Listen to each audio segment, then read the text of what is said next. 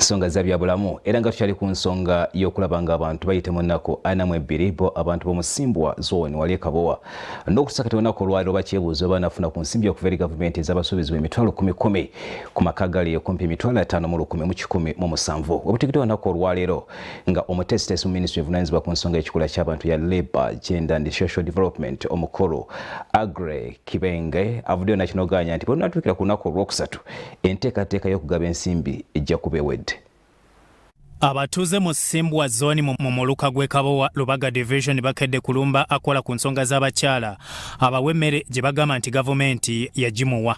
N'abakyala atunyonyole lwaki tunafuna ssente tuwandiisa ne batwala namba zaffe tulina abaana twagala kumanya lwaki tunafuna ssente. Imulwadde nabasaba ssente wano ne bazinyima.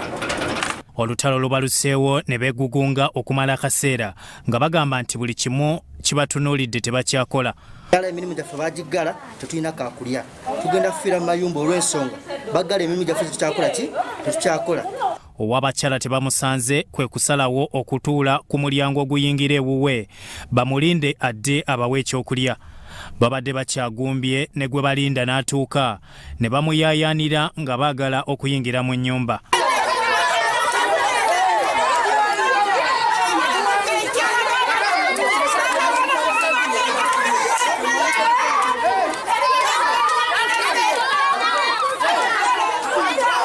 Owabakyalo oluvannyuma abatuuze abategeezezza nga bw'atalina mmere era bamubuuzizza ensonga lwaki tebafuna ssente ate nga babawandiise.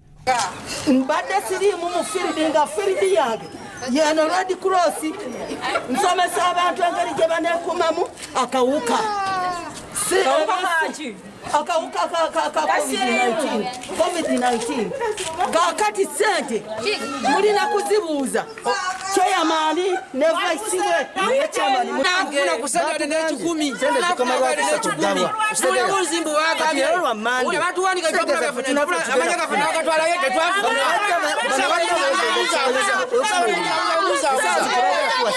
bawandikanga abantu ekiro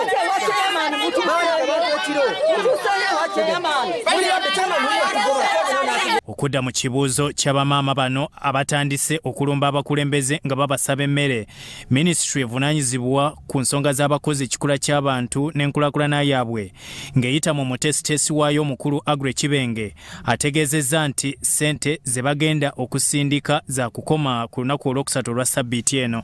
So oyo atanaba kufuna nga yawandiisibwa nga tewali nsonga yonna emuganda kufuna, njagala obbakakasa nti mu nnaku zino okuviira ddala jjo leero olwokubiri enkya n'olwokusatu right honorable prime minister yatuwadde paka lwakusatu tulabe nti abantu bonna basasuddwa.